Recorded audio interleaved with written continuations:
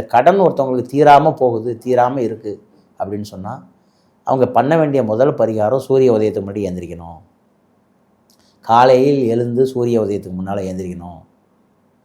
அதாவது வந்து 3 மணிக்கு எழுந்திரிக்கிறவங்க, 3லேருந்து 4 மணிக்கு எழுந்திரிக்கிறவங்க வந்து முனிவர்கள் நேரம், 4லேருந்து 5 மணிக்கு எழுந்த ஞானிகளுடைய நேரம், 5 மணிக்கு எழுந்திரிக்கிறவங்க அறிஞர்கள் நேரம், 6 மணிலேருந்து 5லேருந்து 6 டு எழுந்திரிக்கிறவங்க அறிஞர்கள் நேரம், 6 மணிக்கு எழுந்திரிக்கிறவங்க மனிதர்கள் நேரம். 6 மணிக்கு மேலே எழுந்திரிச்சிங்கன்னா நீங்கள் என்ன நேரம், எரும மாட்டுக்கு சமம்னு சொல்லுவாங்களா, அதுதாங்க.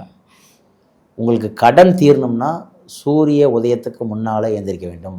அது மாதிரி உங்கள் ஜாதகத்தில் புதன் கெட்டு போயிருந்தாவோ, உங்கள் ஜாதகத்தில் எடுத்த உடனே லக்கணத்துக்கு காலபுருஷனுக்கு 6வது வீடு கன்னிராசி, கன்னிராசியில் புதனோ கன்னிராசியில் சூரியனோ புரட்டாசி மாதமோ இல்லை கன்னிராசியோ கன்னி லக்கணமோ இல்லை புதன் தசை புதன் புத்தி 17 வருஷம் இந்த தசை நடக்கும். இந்த 17 வருஷம் வாழ்நாள் முழுவதும் கடன் வாங்கி ஒருத்தருக்கு 65 வயசில் புதன் தசை வரும். 65 வயசுலேருந்து 78 வயசு வரைக்கும் புதன் கடன் நோய் வம்பு வழக்கு சொத்து பத்து எல்லாம் போயிடுவார். புதன் தசை வந்தாலே பிரச்சனை. புதன் தசை வந்தாவே அது அந்த 17 வருஷத்தை 3ஆக டிவைட் பண்ணிங்க. 17 3 3 5.25 வருஷம் 5.25 முதல் 5.25 கடன், 2வது 5.25 நோய், 3வது 5.25 வம்பு வழக்கு கோர்ட்டு கேஸ்.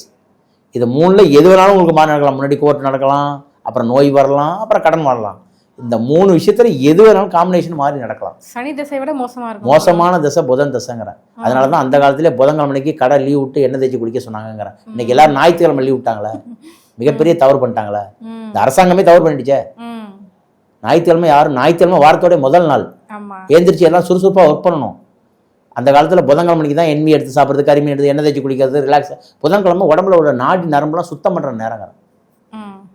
இப்போ 6வது மாதம் ஏன் புரட்டாசி மாதம் எண்ணெய் சாப்பிடக்கூடாதுன்னு உங்களுக்கு எல்லாரும் சொன்னாங்க? புரட்டாசி மாதம் யாரும் எல்லா சனிக்கிழமையும் எண்ணெய் சாப்பிட வேணாங்க, விரதமாக இருங்க பெருமாளுக்குன்னு சொன்னதுக்கு காரணம் என்ன?